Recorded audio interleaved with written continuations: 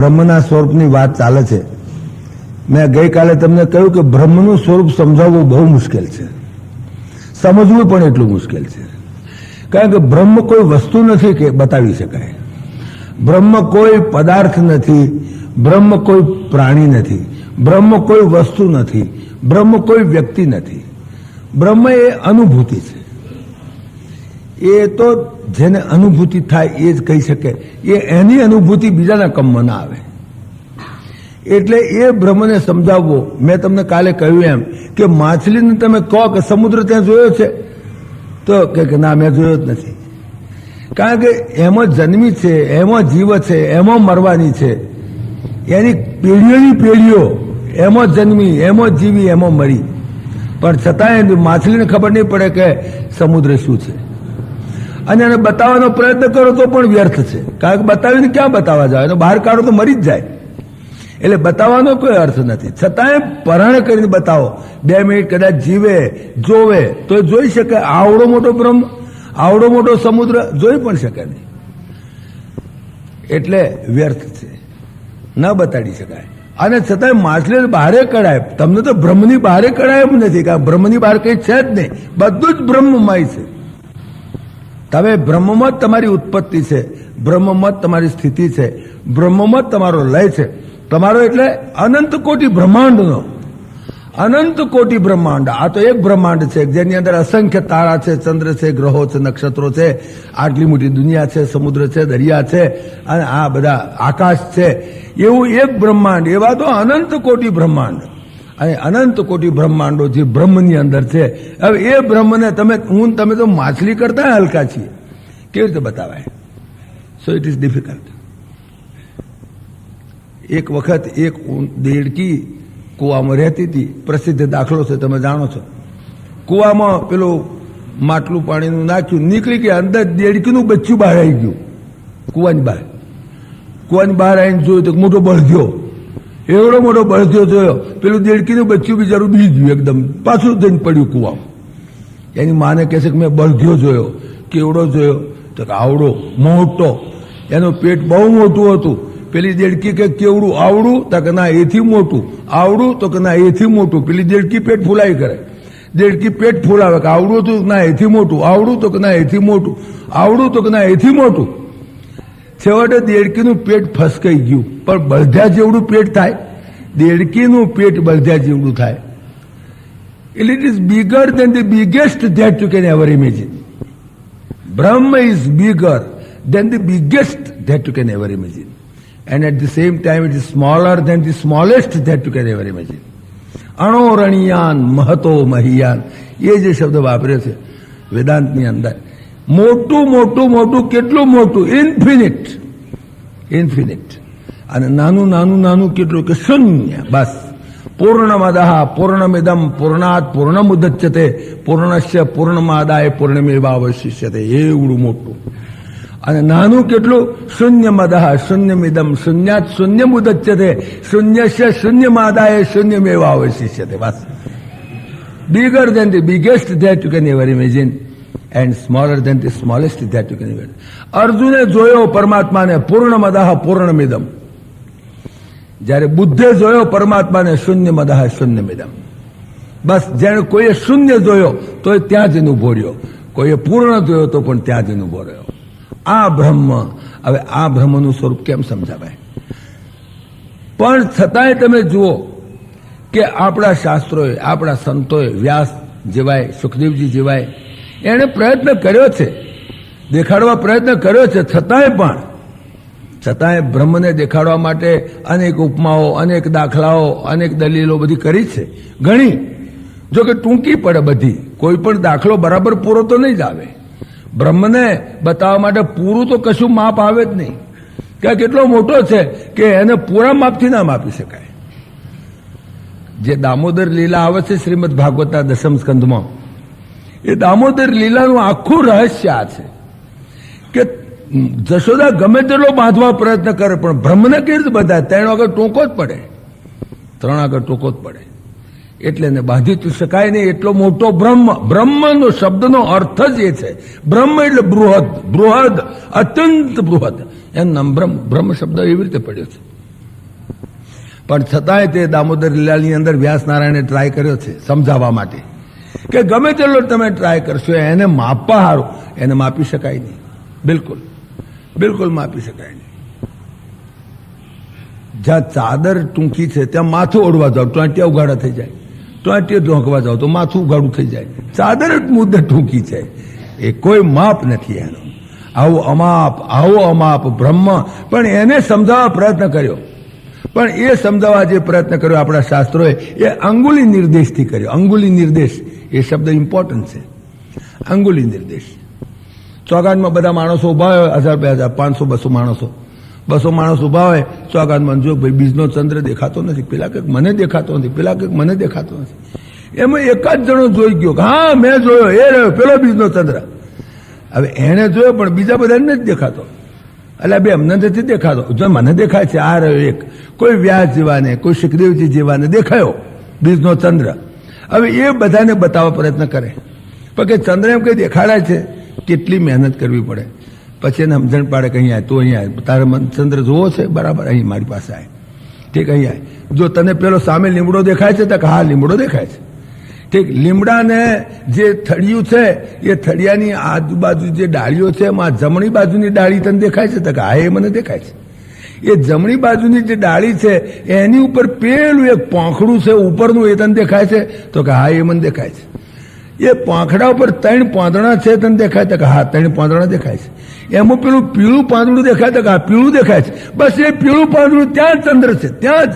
અને પેલો બરાબર જિજ્ઞાસાથી જ્યાં ઝીણવટથી જોવે તો બરાબર પીળા પાંદડા આગળ ચંદ્ર દેખાય. હવે પીળા પાંદડાને ચંદ્રને તો લાખો માઇલનું છેટું છે. પીળા પાંદડાને ચંદ્રને લાખો માઇલનું છેટું આવે છતાં પેલો એમ સમજાવે કે પીળા પાંદડા આગળ છે ચંદ્ર, અને પેલાને ફટ દેખે છે હા દેખાયો મને ચંદ્ર દેખાયો. એમ અંગુલી નિર્દેશથી આપણા શાસ્ત્રો અને સંતોએ આપણી પર કૃપા કરી અને આપણે બતાવવા પ્રયત્ન કર્યો છે. અને જેને જિજ્ઞાસા છે, જેને જાણવું છે, જેને આંખ તાણવી છે એને દેખાય. પછી અમથા બેઠા કથા સાંભળ્યા કરે ના દેખાય. બાકી જેને ખરેખર જોવું છે એને દેખાય. પણ અંગુલી નિર્દેશથી દેખાય છે. બહુ ડિફિકલ્ટ છે બ્રહ્મને સમજાવવું. એ બ્રહ્મને હવે આપણે સમજાવવા પ્રયત્ન કરીએ છીએ. બ્રહ્મ શું ચીજ છે એ આપણે પહેલું નક્કી કરીએ. વોટ ઇઝ બ્રહ્મ? મેં તમને શરૂઆતમાં કહ્યું બ્રહ્મ કોઈ પ્રાણી નથી, પદાર્થ નથી, વસ્તુ નથી, વ્યક્તિ નથી. તો બ્રહ્મ શું છે? કંઈક કમ્પેરિઝન આપો, કંઈક સમજાવો. બ્રહ્મને સમજાવાય એવું કંઈક તો સાધન, કંઈક તો કમ્પેરિઝન આપવું પડે ને. જો કે કમ્પેરિઝન ગમે તે આપીશ તો ટૂંકું પડવાનું છે, તો પહેલેથી કહી દીધું. પણ છતાંય કંઈક કમ્પેરિઝન હું આપું જે શાસ્ત્રોએ આપેલું છે.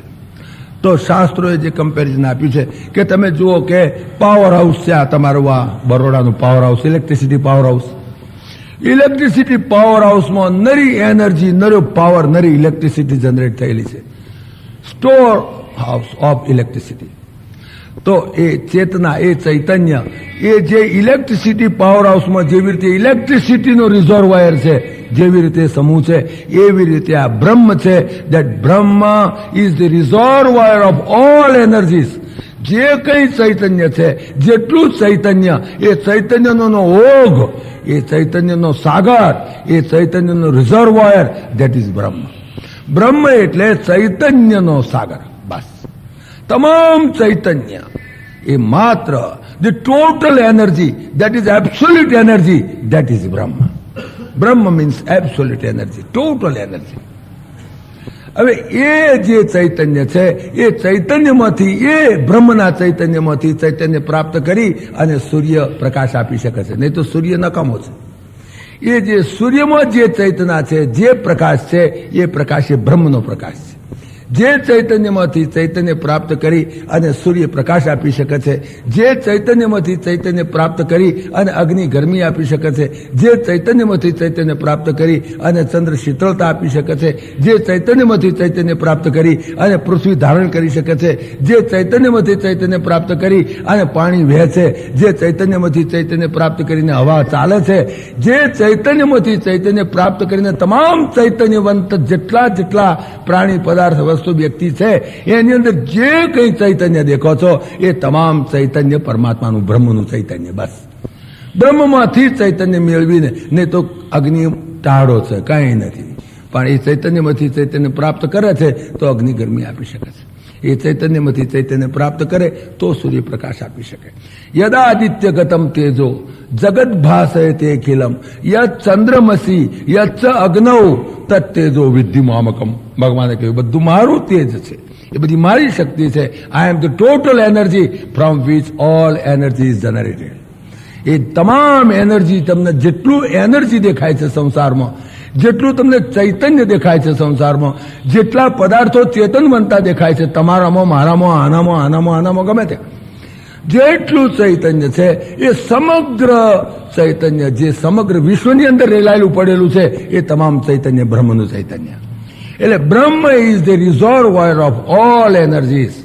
યદ આદિત્ય ગતમ તેજો જગત ભાષય તે ખિલમ યત ચંદ્રમસી યત અગ્નૌ તત્તેજો વિદ્ધિ મામકમ. અને ગામા વિશ્વ ભૂતાની, અને ગામ એટલે પૃથ્વી. પૃથ્વીમાં હું ધારણ કરાવું છું. હું પૃથ્વીમાં જે ચેતના છે તમને ધારણ કરી રાખી શકે છે પૃથ્વી, એ ચેતના મારી. ગામા વિશ્વ ભૂતાની ધારયામી અહમ ઓજસા પુષ્ણામી ચ ઔષધિ સર્વા સોમો ભૂત્વા રસાત્મક અહમ વૈશ્વાનરો ભૂત્વા પ્રાણીનામ દેહમાશ્રિતા. હું વૈશ્વાનર અગ્નિ તરીકે દરેક પ્રાણીના શરીરની અંદર બિરાજમાન છું. અને તમે દૂધપાક પૂરી લબાલબ ખાવ છો ને, એ બધું આખી રાત બેસીને હું પચવું છું અને એમાંથી લોહી અને મળ જુદા પાડી દઉં છું. ને તમે શું દાઢ મારો છો? તમે તો દૂધપાક પૂરી ખાઈને હુંતા, પણ પછી કોણે કર્યું એ બધું? તમે શું કરો છો? એ જે ચૈતન્ય છે એ ચૈતન્ય લીધે કરીને ને તમે તો ઊંઘી ગયા. લ્યો, પછી આખી રાત શ્વાસોશ્વાસ કોણ ચલાવે છે? તમે ચલાવો છો. આ શ્વાસોશ્વાસ તમે ચલાવો છો. જો ચલાવતો લ્યો 5 કલાક બંધ કરો. જો તમે ચલાવતા ના ચલાય, ના બંધ થઈ શકે. અને બંધ થઈ જાય ચાલુ કરો, લ્યો, ના થઈ શકે. આ જે તમે નથી ચલાવતા, બિલકુલ નહીં. તમારી તાકાત બહારની વાત છે. એ શ્વાસોશ્વાસ તમે નથી ચલાવતા, પણ જે ચલાવે છે ધેટ ઇઝ બ્રહ્મ. ધેટ ઇઝ બ્રહ્મ. તમે આ શરીરની અંદર છાતીના ધબકારા ચાલે છે, ધબકારા કોણ ચલાવે? તમે ચલાવો છો. જો તમે ચલાવતા જ કરી દો બંધ હતા, લ્યો 5 કલાક. અરે તરત જ ઉચકીને મોહણો મેલી આવવા પડે, તમને રખાય. તમે બંધ પણ કરી શકતા નથી, અને બંધ થાય તો તમે ચાલુ પણ કરી શકતા નથી. કોણ કરે છે? ધેટ ઇઝ બ્રહ્મ. તમે તો આ નાડીઓની અંદર લોહી વહે છે, એ લોહી તમે વહેવડાવો છો. તમારા શરીરની અંદર કેટલા માઇલની મુસાફરી કરે છે. એક દિવસમાં તમારા શરીરની નાડીઓની અંદર લોહી કેટલા માઇલની મુસાફરી કરે? કોદાળ માપો તો ખરા, નવરાશ મળે તારે. તો એ લોહીની એ નદી, એ જે બધી નાડીઓમાં લોહી વહેવડાવે છે, કોણ વહેવડાવે છે? ધેટ ઇઝ બ્રહ્મ. અગર તો તમે રાત્રે હોઈ ગયા દૂધપાક પૂરીને, ગાંઠિયા ચટણીને, આ છે તે બાજરીનો રોટલો, જે કંઈ ખાવ તે, દૂધપાક ખાઓ કે બાજરીનો રોટલો ખાઓ, ઇટ ઇઝ ઇમેટિરિયલ. પણ છતાંય અંદર આખી રાત ચર્નિંગ કરી અને સવારમાં જુઓ તો મળ અને લોહી જુદા પાડી દે. એ તમે કરો તો ખરા? કરી તો જુઓ. અરે પેશાબ બંધ થઈ જાય તો ડાક્ટર 50 રૂપિયા લે છે પેશાબ કરાવવાના, સમજ્યા? તે તમે મફત કરો છો દાડમ 10 વાર. વિચાર કરો કે કેટલા પૈસા આલો આપણે. આ તો મને ખબર છે કે મારે એક સંબંધી પેશાબ બંધ થઈ ગયેલો, રાડ્યો પાડે, પેશાબ બંધ થઈ ગયો. ડાક્ટર પાસે ગયો, બેટા 50 રૂપિયા પડાયા. એટલે મેં કહ્યું એક વખતના 50 રૂપિયા તું પડાવતો તો મોત આવે અમારું, દાડમ 10 વાર અમારે દો. પણ એ જે અપાન વાયુ જે ધક્કા મારીને એ તમારા મળને બહાર ખેંચી નાખે છે, એ અપાન વાયુ એ જે ધક્કા મારીને તમારા મળ અને પેશાબને જુદા પાડીને હેઠા પાડી દે છે, એ કોણ કરે છે? ધેટ ઇઝ બ્રહ્મ. આ બ્રહ્મને ક્યાં ખોળવા જવાનો બહાર છે? આ રહ્યો, અહીં જ છે. તમે તો ઊંઘી ગયા, પણ એ બધું કામ કોણ કરે છે? ધેટ ઇઝ ચૈતન્ય. એ ચૈતન્યનો મહાસાગર ધેટ ઇઝ બ્રહ્મ. આ બ્રહ્મને ઓળખો કઈ અઘરી વાત છે? આ રહ્યો તમારી પાસે, બધાની પાસે છે. એક રાતમાં કેટલું કામ કરે છે, વિચાર કરો. મેં એક જર્નલમાં વાંચેલું, મેડિકલ જર્નલ હતો જો કે, એની અંદર એક જણે એના સ્ટેટિસ્ટિક્સ આપેલા, એને હિસાબ આપેલો કે એક રાતમાં તમારા ઓઝરીની અંદર પાચન કરીને એ વૈશ્વાનર અગ્નિ એ તમારા અન્નને એને બરાબર એને સિન્થેસિસ કરી બરાબર કરી અને એમાંથી લોહી અને મળ જે જુદા પાડે છે. એટલું કામ જો કદાચ કોઈ બેવકૂફ ગવર્મેન્ટને પ્લાન્ટ નાખવાનું મન થાય કે એવો એક પ્લાન્ટ નાખીએ, જેમ આપણે આ ઘંટી છે ને, ઘઉં દળવાની, બાજરી દળવાની ઘંટીનો પ્લાન્ટ નાખ્યો છે ને, અંદર ઘઉં નાખો કે ઘઉંનો લોટ નીકળે, અંદર બાજરી નાખો કે બાજરીનો લોટ નીકળે. એવી રીતે એવું એક મશીન ખોળી કાઢો કે જેમાં દાળ ભાત રોટલા શાક નાખીએ તો એક બાજુ મળ નીકળે ને એક બાજુ લોહી નીકળે. એવું કોઈ મશીન નીકળે? એવો કોઈ પ્લાન્ટ નખાય? એવું કોઈ મશીનરી પ્લાન્ટ થઈ શકે? કરો. અને કદાચ કોઈ ગવર્મેન્ટ જો બેવકૂફ હોય તો, અને કદાચ એવો વિચાર કરે કે આપણે એક એવો પ્લાન્ટ નાખીએ કે જેની અંદર દાળ ભાત રોટલા શાક, ભેળાનું શાક, બટાકાનું શાક, એની અંદર બાજરીનો રોટલો, દૂધપાક બધું નાખો અંદર, અને પછી મશીન ચાલુ કરો એટલે એક બાજુ લોહી નીકળે ને એક બાજુ મળ જુદા પડી જાય હવારમાં. જો એવો પ્લાન્ટ નાખવાનો વિચાર કરે કોઈ ગવર્મેન્ટ તો એને 1000 એકર જમીન જોઈએ. એણે હિસાબ લખીને આપ્યો. 1000 એકર જમીનની અંદર એ પ્લાન્ટ નાખે અને 5000 મજૂર કામ કરે તો 12 મહિને એટલું કામ કરી શકે જેટલું કામ એક રાતમાં, એક ઓઝરીમાં પરમાત્મા કરે છે. વિચાર કરો. આ એને સ્ટેટિસ્ટિક્સ સાથે ગણીને આપેલો. તો આ દરેકની ઓઝરીની અંદર એટલું કામ પરમાત્મા કરે. તમારી એકલી નહીં, ગાય, ભેંસ, ઘોડો, કૂતરો, બલાડો અને ઇવન કીડી મંકોડાની અંદર પણ. વિચાર કરો, ગાય ગમે તે ઘાસ ખાય તો લાલ ચોળ જેવું લોહી, તમે ગમે તે બાજરીનો રોટલો ખાઓ કે દૂધપાક ખાઓ, લાલ ચોળ જેવું લોહી, બધાનું એક જ કલર. વિચાર કરો. તો આટલું જે કામ કરે છે જે ચૈતન્ય, ધેટ ચૈતન્ય ઇઝ બ્રહ્મ. એ જ બ્રહ્મ ચૈતન્ય. યદાદિત્ય ગતમ તેજો જગત ભાસયતે અખિલમ યચ્ ચંદ્રમસી યચ્ચ અગ્નૌ તત્તેજો વિદ્યુમામકમ. એ મારું ચૈતન્ય છે, એ મારા ચૈતન્યથી આ બધું જ જગત, આખું બ્રહ્માંડ, આખું આ જે સમષ્ટિ જગત ફરે છે. ચંદ્ર દોડે છે, સૂર્ય દોડે છે, પૃથ્વી દોડા કરે છે. આ બધી મારી ચેતના. તમે વિચાર કરો, એટલું દોડાવવા માટે કેટલું પેટ્રોલ જોઈએ, કેટલું પેટ્રોલ થાય.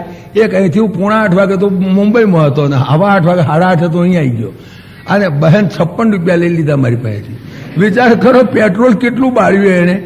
તો એટલું આવવામાં તો આ કરોડો માઇલની ઝડપે જે જાય છે સૂર્યનારાયણ, અને એમાં કેટલું પેટ્રોલ બળતું હશે, કેટલી એનર્જી એની અંદર કન્ઝ્યુમ થતી હશે. Just imagine, just have sum imagination. જરાક સેજ વિચાર કરો. એ આખી રાત તમે તો ઊંઘી ગયા છો, એવા ઊંઘમાં છો તમને કોઈ ખાટલું ઉચકીને કંઈક મૂક્યા હોય તો ખબર ના પડે. તમે કેટલી વખત તો તમને કોઈ ઉચકીને તમારી ઉપર હાથ હેડો જાય તો તમને ખબર ના પડે. કોઈ તમારી પર થૂંકે તો તમને ખોટું ના લાગે, કારણ કે તમે છો જ નહીં, બિલકુલ તમારો અહંકાર નષ્ટ. અને તમારી ઉપર કોઈ થૂંકે, કોઈ તમારું અપમાન કરે, કોઈ તમારો ખાટલો ઉચકીને બીજો, અરે તમારો ખાટલો બીજો કોણ ઉચકે મૂક્યા આવે તમને જ ખબર ના પડે. જમણી બાજુ હુતા હતા, ડાબી બાજુ ઓશીકું હવારમાં ઉઠો તાર નીકળી જાય છે ઘણા માણસોને. તો એટલું તમને ભાન નથી. એ વખતે પણ જે આખી રાત મજૂરી કરે છે, આખી રાત મહેનત કરે છે. તમે વિચાર કરો, મુંબઈ, અમદાવાદથી નીકળીને મુંબઈ જઈએ, ગુજરાત મેલમાં હુતા, બધાય ડબ્બામાં બધાય ઊંઘતા હોય, બધા ઊંઘે છે ઘોર, પણ એક માણસ જાગે છે. એક માણસ જે એન્જિનમાં બેઠો છે, ફાડી આંખે જોઈ રહ્યો છે આમ, અને એ જો કદાચ આંખનું મટકું મારે તો નર્મદામાં આખી નદી પડે, આખી ગાડી પડે. પણ એક માણસ એન્જિનમાં બેઠો છે કે જે આમ ફાડી આંખે જોઈ રહ્યા છે. તમે બધા ઊંઘો છો, તારે પણ જે ચૈતન્ય શરીરની અંદર કામ કરી રહ્યા છે, ધેટ ચૈતન્ય ઇઝ બ્રહ્મ. એને બ્રહ્મ કહેવાય. એને વેદાંતની અંદર બ્રહ્મ શબ્દ વાપર્યો છે, એને પુરાણોની અંદર પરમાત્મા શબ્દ વાપર્યો છે. બ્રહ્મ એન્ડ પરમાત્મા દે આર નોટ ડિફરન્ટ, જુદા નથી. બ્રહ્મને વેદોની અંદર, ઉપનિષદોમાં એને બ્રહ્મ શબ્દ વાપર્યો છે, એનું નામ પાડ્યું બ્રહ્મ. મેં તમને કાલે કહ્યું, બ્રહ્મ નામે ખોટું છે, આમ તો ખોટું નામ છે. કેમ કાલે મેં તમને વાત કરીને કે પેલો પુરુષ સ્ત્રીને બોલાવે, સ્ત્રી પુરુષને બોલાવે, તો હવે બોલાવે નામ ના દે તો કે સાંભળ્યું, કહું છું એમ કહીને બોલાવે ને. It is a wrong name, it is not the correct name. પણ એ તો વ્યવહાર ખાતર પાડવું પડે, એટલે વ્યવહાર ખાતર આપણે નામ બ્રહ્મ પાડ્યું છે. બાકી એનું નામ બ્રહ્મ, એનું નામ પણ નથી, બ્રહ્મની જાતિ પણ નથી. બ્રહ્મ કેવો એમ ના કહેવાય, બ્રહ્મ કેવી એમ ના કહેવાય, બ્રહ્મ કેવું એમ ના કહેવાય. બ્રહ્મ પુરલિંગ નથી, બ્રહ્મ સ્ત્રીલિંગ નથી, બ્રહ્મ નપુંસકલિંગ નથી, બ્રહ્મનું કોઈ લિંગ નથી, બ્રહ્મની કોઈ જાતિ નથી. આપણે બ્રહ્મ કેવો કહીએ છીએ આપણે ગુજરાતીમાં, હિન્દીમાં બ્રહ્મને નારી જાતિમાં કહે છે. બ્રહ્મ કેવી, તમે જોજો હિન્દી કોઈ પ્રવચન સાંભળાતા હો કોઈ સંતના, હિન્દીમાં બ્રહ્મને નારી જાતિમાં બોલે છે, બ્રહ્મ કેવી એમ કહે છે. કોઈ વળી આપણે વળી ગુજરાતીમાં બ્રહ્મ કેવો કહીએ છીએ, પણ it is the mistake of language. એ ભાષાની ભૂલ છે. ખરેખર ભાષાની અંદર એક ખોટી વાત છે. બ્રહ્મ કેવોય પણ ન કહેવાય, કેવી ના કહેવાય, કેવું ના કહેવાય. બ્રહ્મ પુરલિંગ નથી, બ્રહ્મ સ્ત્રીલિંગ નથી, બ્રહ્મ નપુંસકલિંગ નથી, બ્રહ્મ નારી જાતિ નથી, બ્રહ્મ નર જાતિ નથી, બ્રહ્મ નાન્યતર જાતિ નથી. બ્રહ્મની કોઈ જાતિ નહીં, બ્રહ્મનું કોઈ લિંગ નહીં, બ્રહ્મનું કોઈ નામ નહીં. એ બ્રહ્મની ચર્ચા ચાલે છે.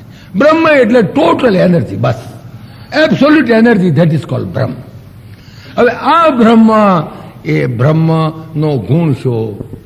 ઇલેક્ટ્રિસિટી પાવર હાઉસમાંથી ઇલેક્ટ્રિસિટી વહે છે આખા શહેરમાં. એ ઇલેક્ટ્રિસિટીનો ગુણ શું એમ પૂછો. બી ઇલેક્ટ્રિકલ એન્જિનિયર કોઈ આમાં બેઠા હોય તો પૂછો બી ઇલેક્ટ્રિકલ એન્જિનિયરને, ભાઈ ઇલેક્ટ્રિસિટીનો ગુણ શું?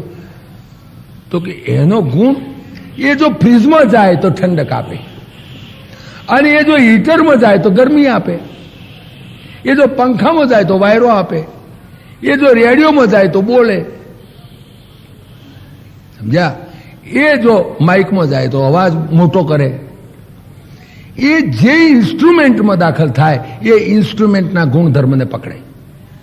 સ્વયં પોતાનો કોઈ ગુણ નહીં, પણ એ જે ઇન્સ્ટ્રુમેન્ટમાં દાખલ થાય, ધી મેનિફેસ્ટેશન ઓફ ધેટ ગુણ, એ ઇલેક્ટ્રિસિટી જેમાં દાખલ થાય એ એનો ગુણ.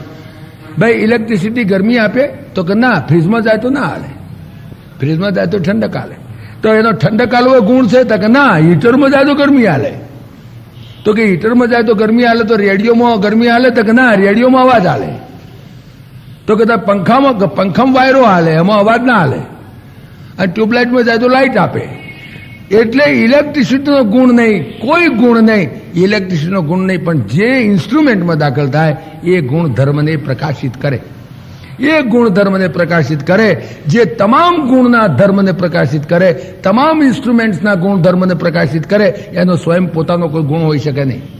ધેરફોર બ્રહ્મ ઇઝ નિર્ગુણ. બ્રહ્મ નિર્ગુણનો અર્થ એમ નહીં, ઘણા માણસો નિર્ગુણ શબ્દ અર્થ સમજ્યા નથી. નિર્ગુણ એટલે કશો ગુણ જ નહીં એનામાં, એવું નહીં. એ તમામ ગુણને પ્રકાશિત કરે. એ ચકલીમાં જાય તો ચી ચી બોલે, એ ગધેડામાં જાય તો ભૂકે, સમજ્યા? એ કૂતરામાં જાય તો ભસે, એ માણસમાં જાય તો માણસ જેવું બોલે, પુરુષમાં જાય તો પુરુષ જેવું બોલે, સ્ત્રીમાં જાય તો સ્ત્રી જેવું બોલે, એ પક્ષીમાં જાય તો ઉડે, એ માછલીમાં જાય તો તરે, માણસમાં જાય તો તરે નહીં, ઉડે નહીં. જે ઇન્સ્ટ્રુમેન્ટ છે એનું જે મિકેનિઝમ, એ જે રેડિયોનું મિકેનિઝમ એવું કે એની અંદર એ ગુણધર્મને પ્રકાશિત કરે. ઇલેક્ટ્રિસિટી અંદર દાખલ થાય, ઇલેક્ટ્રિસિટીનો પોતાનો કોઈ ગુણ નહીં. ઇલેક્ટ્રિસિટી નિર્ગુણ. નિર્ગુણ એટલે કોઈ ગુણ વગરની એમ નહીં, પણ તમામ ગુણને પ્રકાશિત કરતા હોવા છતાં સ્વયં પોતાનો કોઈ ગુણ નહીં. અને જેનો સ્વયંનો પોતાનો ગુણ ના હોય એ જ બીજાના ગુણને પ્રકાશિત કરી શકે. મારો અમુક પદાર્થનો જે ગુણ હોય, જો ગોળનો ગુણ ગળપણ હોય તો એ તીખાશ નહીં આપે કોઈ દાડે. અને જો મરચાનો ગુણ તીખાશ હોય તો એ ગળપણ નહીં આપી શકે, કારણ કે સ્વયં પોતાનો એક ગુણ થઈ ગયો, એટલે બીજાના ગુણને પ્રકાશિત નહીં કરી શકે. જ્યારે બ્રહ્મ ઇલેક્ટ્રિસિટી, એનો પોતાનો ગુણ નહીં, નિર્ગુણ. નિર્ગુણ એટલે ગુણ રહિત નહીં, ગુણ વગરનો નહીં, પણ બીજાના ગુણને પ્રકાશિત કરે. સર્વેન્દ્રિય ગુણાભાસમ સર્વેન્દ્રિય વિવર્જિતમ. ભગવદ્ ગીતાનો 13મો અધ્યાય, 13મા અધ્યાયની અંદર બ્રહ્મના સ્વરૂપનું વર્ણન કર્યું છે. સર્વેન્દ્રિય ગુણાભાસમ સર્વેન્દ્રિય વિવર્જિતમ. તમામ ગુણ ધર્મને પ્રકાશ.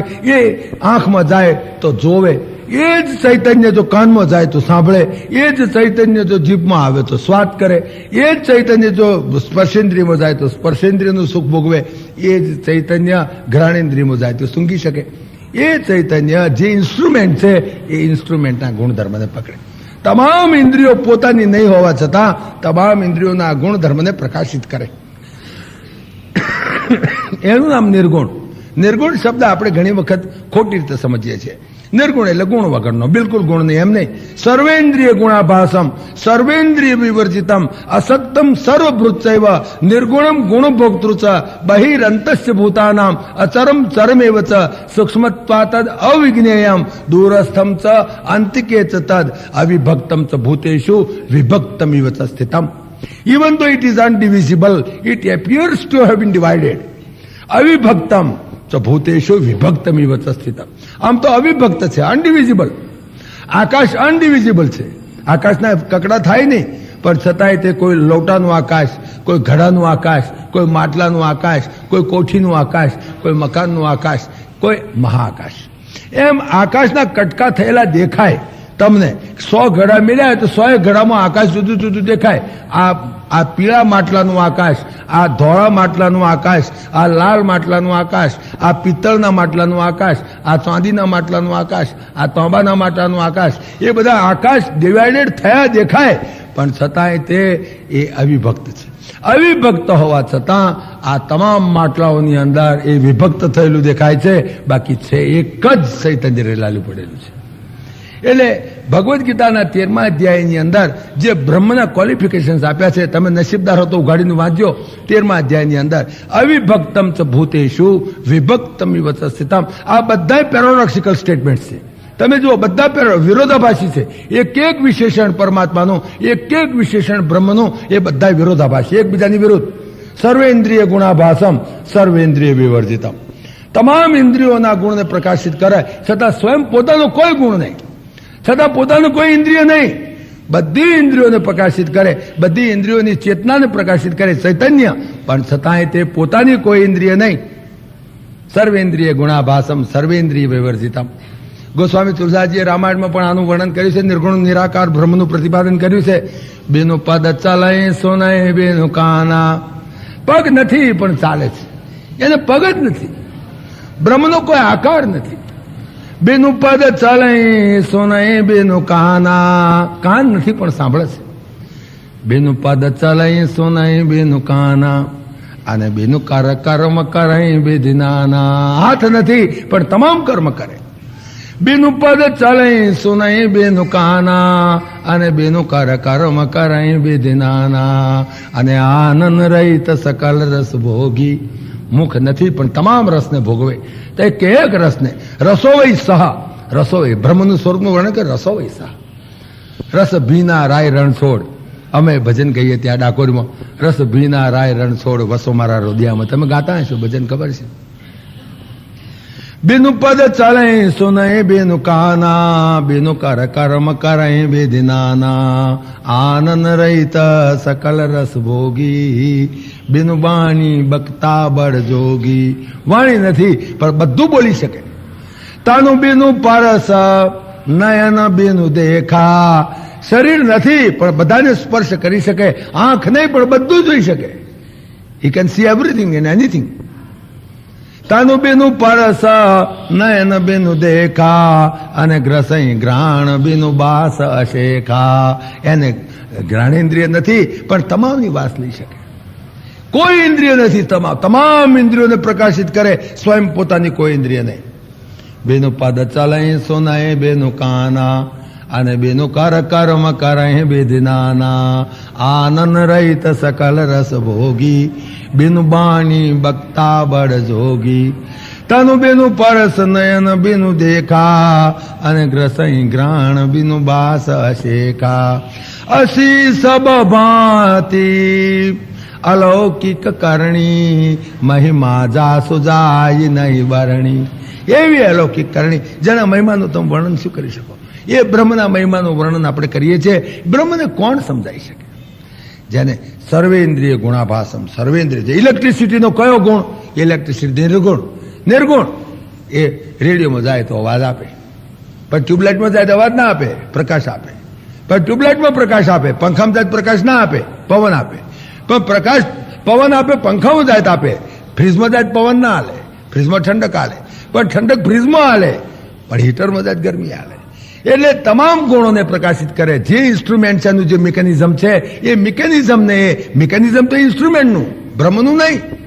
બ્રહ્મનું કઈ મિકેનિઝમ નહીં, બસ. પણ એનું મિકેનિઝમ જે છે એ પ્રમાણેના ગુણધર્મને પ્રકાશિત કરે. દેટ ઇઝ બ્રહ્મ. પણ પોતે સ્વયં નિર્ગુણ. સ્વયં નિર્ગુણ. ઉપનિષદોની અંદર પણ આ જ વર્ણન કર્યું છે. અપાણી પાદો જવનો ગૃહિતા. અપાણી પાદ, જેને પગ નથી, જેને હાથ નથી.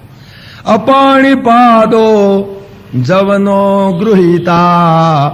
પશ્યત્ય ચક્ષુ સશૃણોત્ય કર્ણ. પશ્યતિ અચક્ષુ સશૃણોતિ અકર્ણ. કર્ણ નથી પણ સાંભળે. કેટલું ઝીણું સાંભળે. ચીંટી કે ઘૂંઘર બાજે વો ભી સાહેબ સુનતા હૈ. કીડી તમે જોઈ છે ને?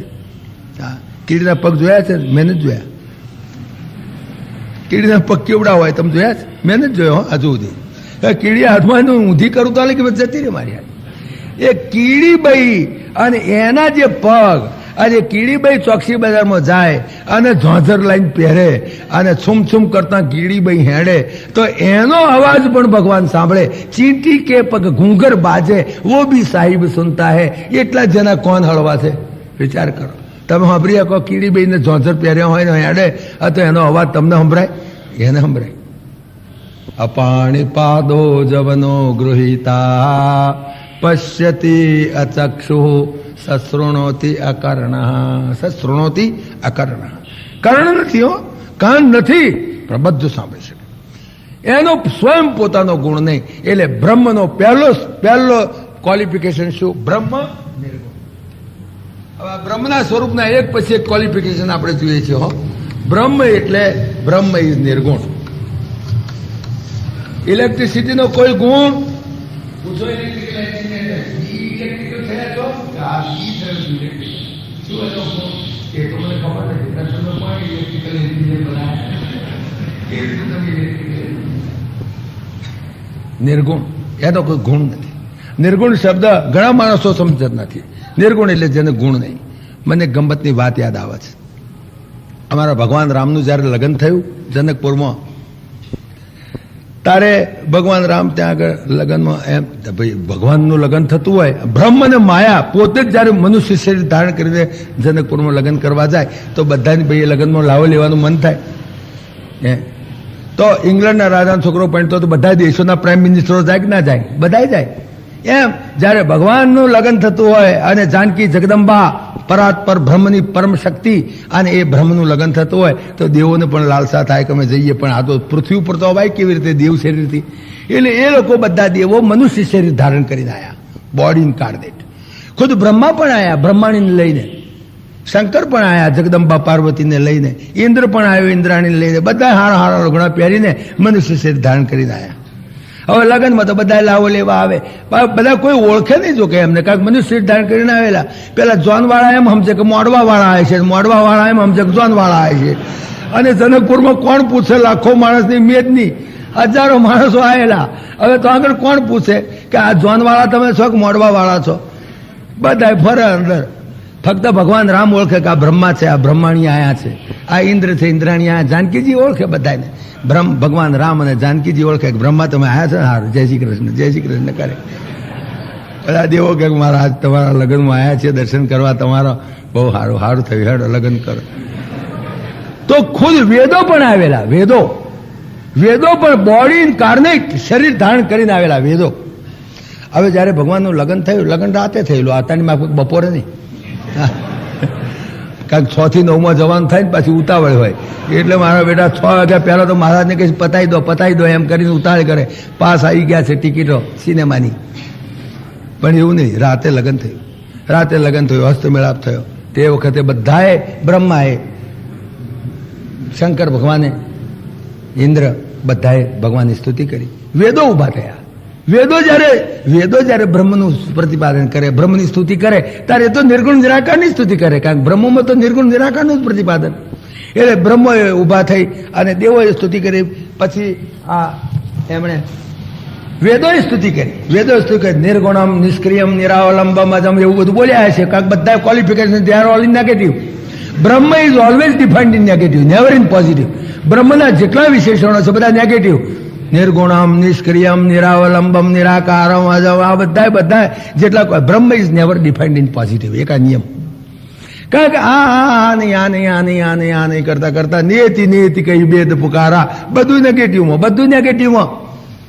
એટલે એ લોકો એનું વર્ણન કર્યું. નિર્ગુણ છે તમે તો નિરાકાર છો, નિર્ગુણમ, નિષ્ક્રિયમ તમે નિષ્ક્રિય છો. પછી નિરાવલંબમ, આ બધા ક્વોલિફિકેશન એમના. નિરાવલંબમ, અજમ એટલે અજન્મા, ખરું કે નહીં? આ પ્રમાણે વેદોએ એમની સ્તુતિ કરી. નિષ્ક્રિયમ, નિર્ગુણમ, નિરાવલંબમ એમ બોલ્યા છે. બધા તો સાંભળે, એમને ખબર નહીં કે આ વેદો બોલી રહ્યા છે. થયું, લગ્ન પતી ગયું. બિદાર હવારમાં પછી એવો નિયમ હોય છે, તમારામાં છે કે મને ખબર નથી, પણ બિદાર હવારમાં પછી જમાઈરાજને હાહુ કહાર ખાવા બોલાવે. સમજ્યા ને? સાસુ બીજદાર જમીન બોલાવવાનો, કસાર ખાય તો કંસાર ખવડાવીને ઘોડો આપે, વીંટી આપે. એવું મને સોનેના શું આલ્યું મને ખબર નથી, પણ આલ્યું હશે કે હારો સોનાનો દાગીનો આલ્યો હશે. પણ કંસાર જમવા માટે જમાઈને બોલાયા. ચારે જમાઈ પાછા, 4 છોડીઓ 4 જમાઈ. અમારા રામજી, લખનલાલજી, ભરતલાલજી, શત્રુઘ્ન ચારે જમાઈ જમવા બેઠા. ત્યારે એમાં એવો નિયમ હોય છે, તમારાની મને ખબર નથી પડી, એવો નિયમ હોય છે કે જે વખતે જમાઈ જમવા આવે, કંસાર જમવા આવે, ત્યારે પેલી જે કન્યા હોય એની બહેનપણીઓ એ વરરાજાની મશ્કરીઓ કરે, એના જોડો હંતાડી દે, એની મશ્કરીઓ કરે, એવું બધું કરે. તો આ અમારા ભગવાન રામજી, લખનલાલજી બધા ચારે જમાઈ જમવા બેઠા, કંસાર જમતા હતા લબાલબ. અને એવામાં પેલી જાનકીજીની બહેનપણીઓ આ ભગવાનની મશ્કરીઓ કરવા માંડી, ભગવાનની મશ્કરીઓ કરવા માંડી. અને મશ્કરીઓમાં શું કહેતી હતી? મશ્કરી કરવા માંડી કે અરે અમારો જનક રાજો બચારો બહુ ભોળો, એનામાં કંઈ અક્કલ નહીં, જમાઈ ખોળતો ના આવડ્યો બરાબર, હારો જમાઈ ના ખોળ્યો. આ જાનકીજીની બહેનપણીઓ, અમને ખબર નહીં. અરે કોઈ પણ બાપ જ્યારે એની છોડી માટે જમાઈ ખોળવા નીકળે તો એટલું તો જોવું જોઈએ ને કે ભાઈ જમીનામ ગુણ છે કે નથી, જમીનામ કેટલા ગુણ છે એ તો જોવું જોઈએ કે નહીં. હવે અમારો જનક રાજા ભોળો બચારો, એને કંઈ એવું પૂછ્યું ને કે જમીનામ કેટલા ગુણ છે, અને અમને ખબર નહીં. પણ આ લગ્ન થઈ ગયું તે વખતે વેદોએ સ્તુતિ કરી, એમાં તમારું પોલ બહાર પડી ગયું, એમાં તમારો ભંડો ફૂટી ગયો. એ તો બોલ્યા કે નિર્ગુણ છે, એનામાં એકેય ગુણ જ નથી, એનામાં એકેય ગુણ જ નથી. અરે રામ રામ, આ તો બહુ ખોટું થયું. જનક રાજાને ખોળતો ના આવડ્યું, જમાઈ આવો ખોળી લાયા, જેનામાં એ કંઈ ગુણ જ બળ્યો નથી. હવે એવો તમે, અને અમારી જાનકી એનામાં તો બધાય ગુણ, કારણ કે તો માયાનું સ્વરૂપ છે. સત્વગુણ, રજોગુણ, તમોગુણ, તમામ ગુણો એના છે, માયાના ગુણો છે. સત્વગુણ, રજોગુણ, તમોગુણ તો માયાના ગુણો છે. માયાની ખાણી તમામ માયાના બધા ગુણો તો પરમાત્મા જાનકીજીની અંદર, પરમાત્માની ચિત્ત શક્તિ, અનન્ય શક્તિ, અખંડ શક્તિ, અમોઘ શક્તિ. તો આ છોડીઓ કહેવા માંડી કે અમારા જમાઈ ખોળતા ના આવડ્યું, અમારી છોડી, અમારી બેનપણી તો બિચારી કંકાવટી જેવી છે, એનામાં તો બધા ગુણ છે, અને તમે તો હાવ ગુણ વગરના છો, હાવ નિર્ગુણ છો. તમે, અમને ખબર નહીં. આ તો તમારું પોલ બહાર પડ્યું, પેલા લોકોએ સ્તુતિ કરી, તાર ખબર પડી કે તમારે મેં કંઈ ગુણ નથી. અમારો ઘણો જીવ બળે છે. શું થાય હવે? આ લગ્ન થઈ ગયું અને અત્યારે છૂટાછેડાનો કાયદો નહીં, એટલે શું થાય? બહુ અમારો જીવ બળે છે. એમ બધી છોડીઓ ભગવાનની મશ્કરી કરવા માંડી. અમારા ભગવાન રામ પાછા મર્યાદા પુરુષોત્તમ, એ પાછા બોલે નહીં. કૃષ્ણ ભગવાન હોય તો ચોપડાવે એકાદ બે, પણ આ તો અમારા રામજી પાછા મર્યાદા પુરુષોત્તમ. એ તો મરક મરક હસતા જાય, કહાર ખાતા જાય, છોન બોલતી મારા બાપનું શું થાય છે, મારું તો થઈ ગયું. એટલે ભગવાન રામે તો કંઈ જવાબ ના આલ્યો. એટલે પેલી વધારે બોલવા માંડી, પેલી વધારે પછી મશ્કરીઓ કરવા માંડી. કે છે કે અમને ખબર નહીં, પણ જનક રાજા એને જમાઈ ખોળતો બરાબર ના આવડ્યો. એટલીસ્ટ કોઈ પણ બાપ એની છોડી હારો જ્યારે છોકરો ખોળવા જાય તો એટલું તો જોવે કે નોકરી કરે છે કે નહીં, વેપાર કરે છે કે નહીં, કંઈ કામ ધંધો કરે છે કે નહીં, શું પગાર લાવે છે, કંઈ કામ ધંધો, નોકરી, વેપાર કંઈ કરે છે. પણ હવે અમને તો ખબર નહીં. પેલા બોલ્યા કે નિષ્ક્રિયમ, કંઈ કરતો જ નથી, બિલકુલ નિષ્ક્રિયમ. કારણ કે ઇલેક્ટ્રિસિટી શું કરે છે આની અંદર ઇલેક્ટ્રિસિટી શું કામ કરે? ટ્યુબલાઇટમાં ઇલેક્ટ્રિસિટી કંઈ કામ કરતી હતી. માત્ર એના સાનિધ્યથી ટ્યુબલાઇટ પ્રકાશ આપે છે, માત્ર એના સાનિધ્યથી પંખો ચાલે છે. બાકી પંખો કંઈ એ ચલાવતો નથી, એ તો માત્ર એનું સાનિધ્ય છે.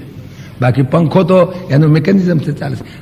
ઇલેક્ટ્રિસિટી તો નિર્ગુણ છે, ઇલેક્ટ્રિસિટી નિરાકાર છે અને નિષ્ક્રિય છે. ઇલેક્ટ્રિસિટી કંઈ ક્રિયા કરતી નથી. બ્રહ્મનું પણ આ ક્વોલિફિકેશન એ અમને ખબર નહીં. અમારે એટલો જ વિચાર કરવો છે કે ભાઈ આ કંઈ ક્રિયા કરે છે, કંઈ ધંધો, વેપાર, નોકરી કરે છે, કશું કરતો નથી. હવે અમને નિષ્ક્રિય છો, ખબર નહીં. તમે ખરેખર રામજી કંઈ ધંધો, નોકરી, કંઈ વેપાર તો કરતા નહોતા. હવે શું થશે? અમારી છોડીને તો ફ્લેટ જોઈએ, ફિયાટ જોઈએ, ફોન જોઈએ, હાડીઓ જોઈએ. હવે આ ધંધો નોકરી નથી કરતો, પગાર નહીં લાવતો, શું ખવડાવશે? અમારી છોડીને બચારીને વનમાં રખડવું પડશે, દંડ કાઢીને મને બધે, કાકા ધંધો નોકરી કંઈ કરતો નથી. અમારો તો બહુ જીવ બળે છે, પણ શું થાય હવે? લગ્ન થઈ ગયું એટલે હવે શું ને, પહેલું જાણ્યું હોત તો અમે તો લગ્ન જ ના થવા દેત. આવું બધું પેલી છોડીઓ બોલવા માંડી. તો અમારા રામજી તો ચૂપ રહ્યા, હું આ મરવા દો ને સોનું બોલતીઓ, આપણે આપણી મેરે કહાર ખાવામાં ભણ રાખવાનું ભાઈ, એ તો કહાર ખાતા. પછી પેલી વધારે બોલવા માંડી કે અરે જમાઈ ખોળવા નીકળે તો એટલું તો જોવું જોઈએ કે જમાઈને કોઈ અવલંબન છે કોઈનું, એને કાકો કલેક્ટર હોય, એનો મામો મિનિસ્ટર હોય તો એને કંઈક સારી નોકરી વરગાડે, કંઈક સારું લાયસન્સ અપાવે, કંઈક સારી ભાગીદારીમાં કંઈક ધંધામાં નાખે. કોઈ કાકો કલેક્ટર હોય, કોઈનો મામો મિનિસ્ટર હોય, કંઈક અવલંબન હોય તો. પણ આ તો પેલા વેદો બોલ્યા કે નિરાવલંબમ, કોઈ અવલંબન નહીં.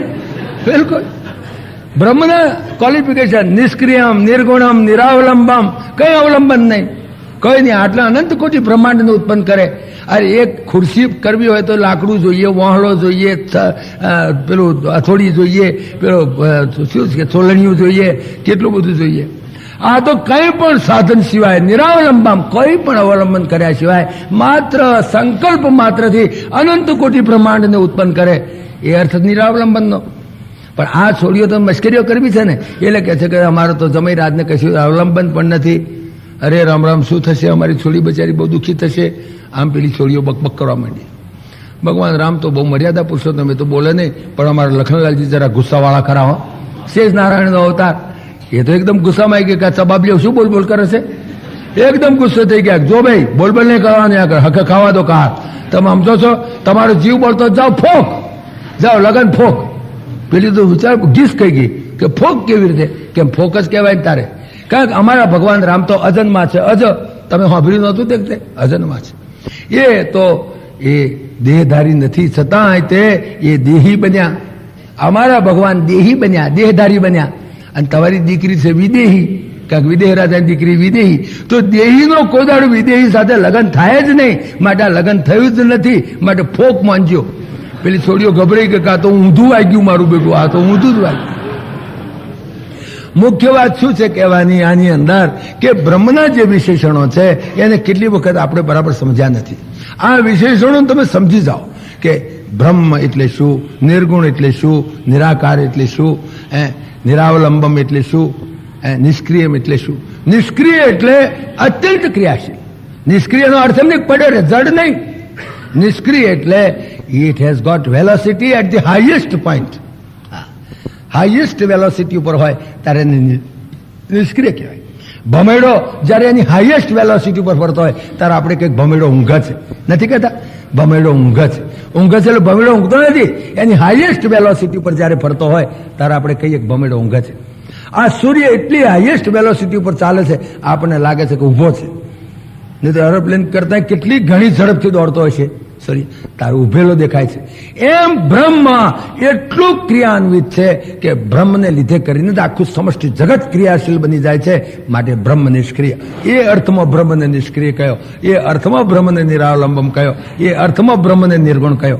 સમજમાં બેઠી વાત. બ્રહ્મના ક્વોલિફિકેશન્સ આપણે જોઈએ છીએ.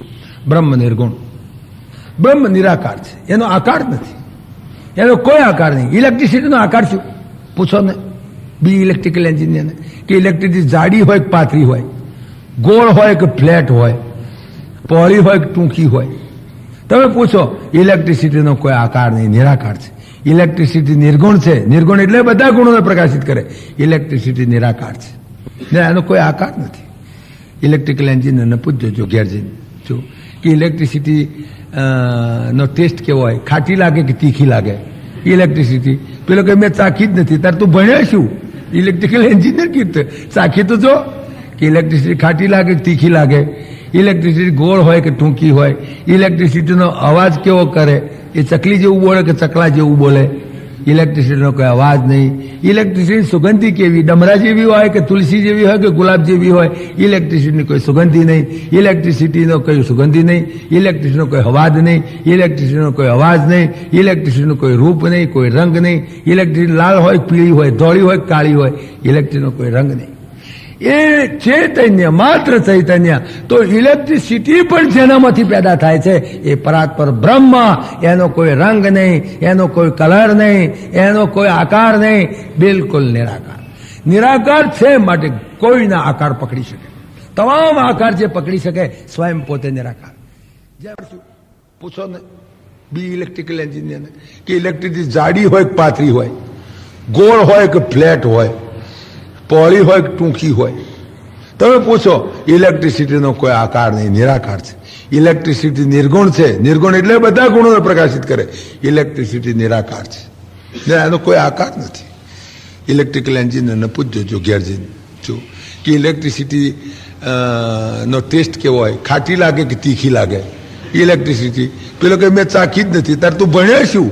ઇલેક્ટ્રિકલ એન્જિનિયર કીધું ચાખી તો જો કે ઇલેક્ટ્રિસિટી ખાટી લાગે કે તીખી લાગે, ઇલેક્ટ્રિસિટી ગોળ હોય કે ટૂંકી હોય, ઇલેક્ટ્રિસિટીનો અવાજ કેવો કરે, એ ચકલી જેવું બોલે કે ચકલા જેવું બોલે, ઇલેક્ટ્રિસિટીનો કોઈ અવાજ નહીં, ઇલેક્ટ્રિસિટી સુગંધી કેવી, ડમરા જેવી હોય કે તુલસી જેવી હોય કે ગુલાબ જેવી હોય, ઇલેક્ટ્રિસિટીની કોઈ સુગંધી નહીં, ઇલેક્ટ્રિસિટીનો કોઈ સુગંધી નહીં, ઇલેક્ટ્રિસિટીનો કોઈ અવાજ નહીં, ઇલેક્ટ્રિસિટીનો કોઈ અવાજ નહીં, ઇલેક્ટ્રિસિટીનું કોઈ રૂપ નહીં, કોઈ રંગ નહીં, ઇલેક્ટ્રિસિટી લાલ હોય પીળી હોય, ધોળી હોય કાળી હોય, ઇલેક્ટ્રિસિટીનો કોઈ રંગ નહીં. એ ચૈતન્ય, માત્ર ચૈતન્ય. તો ઇલેક્ટ્રિસિટી પણ જેનામાંથી પેદા થાય છે એ પરાત્પર બ્રહ્મ. એનો કોઈ રંગ નહીં, એનો કોઈ કલર નહીં, એનો કોઈ આકાર નહીં, બિલકુલ નિરાકાર. નિરાકાર છે માટે કોઈના આકાર પકડી શકે. તમામ આકાર જે પકડી શકે સ્વયં પોતે નિરાકાર. જેમ જેમ પાણી એ લોટામાં જાય તો લોટાનો આકાર, જેમ ઘડામાં જાય તો ઘડાનો આકાર, સમુદ્રમાં જાય તો સમુદ્રનો આકાર, તળાવમાં જાય તો તળાવનો આકાર. એ ક્યારે પાણી બધાના આકાર પકડે? સ્વયં પોતે નિરાકાર. સ્વયં નિરાકાર છે.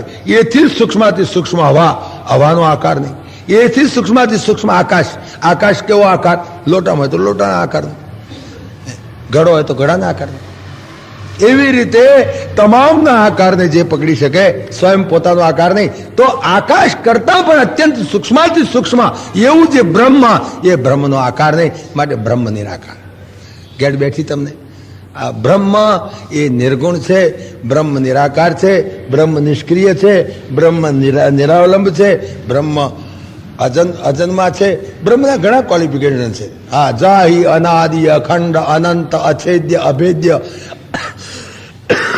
આ બધા ક્વોલિફિકેશન.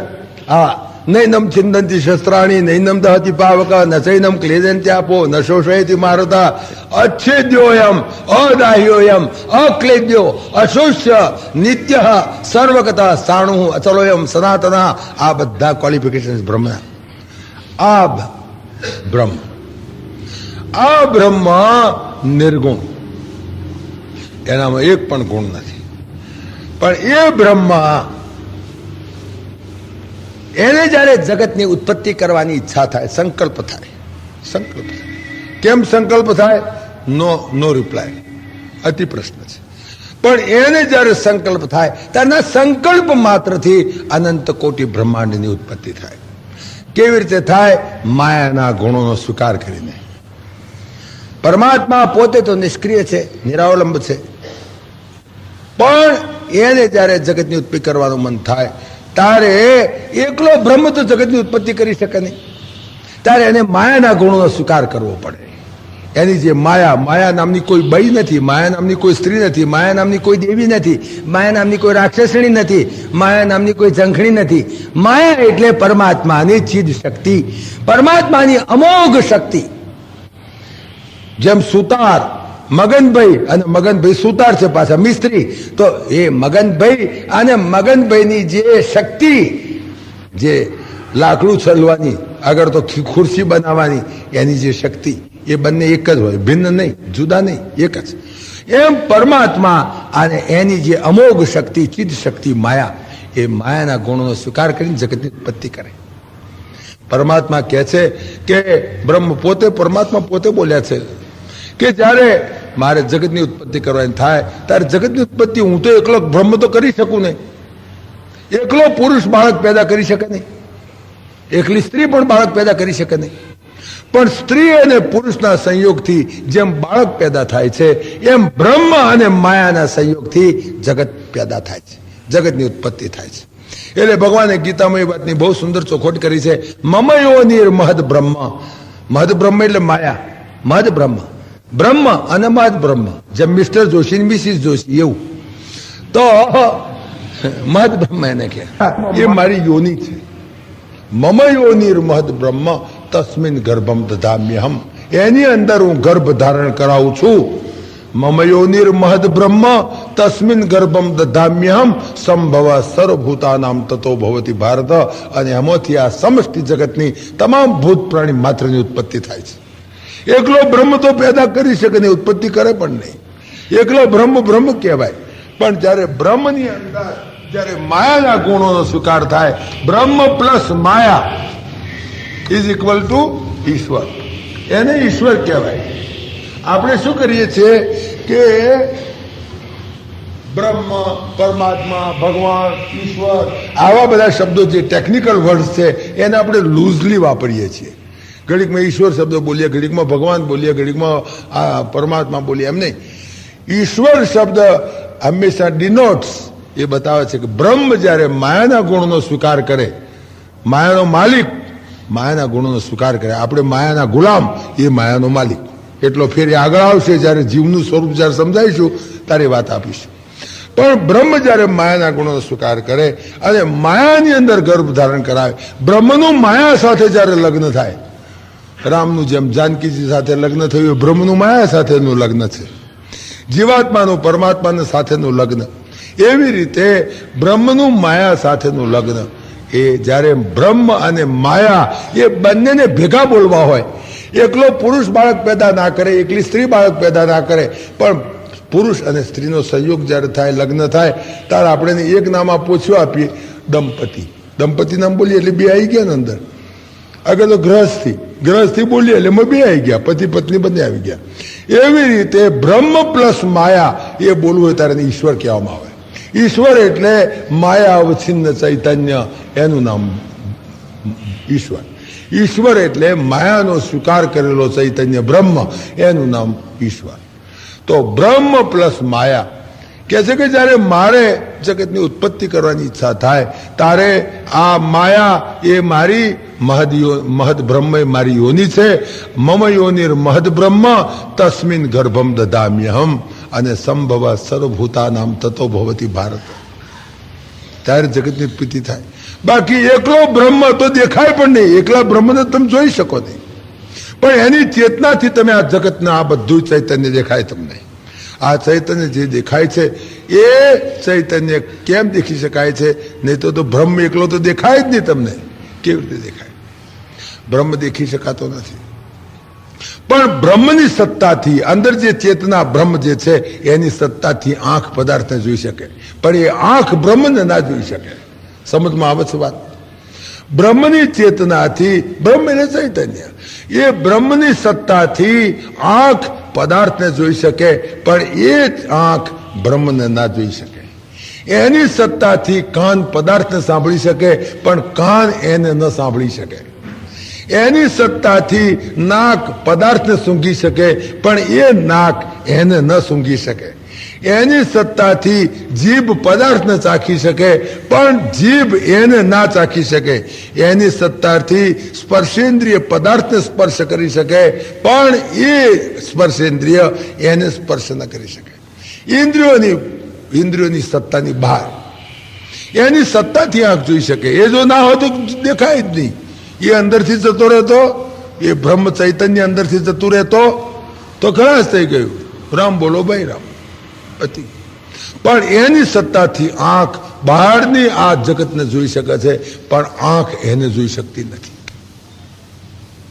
આંખ જેને જોઈ શકે છે એ બ્રહ્મ નથી, પણ આંખ જેની સત્તાથી જોઈ શકે છે એ સત્તા બ્રહ્મ છે.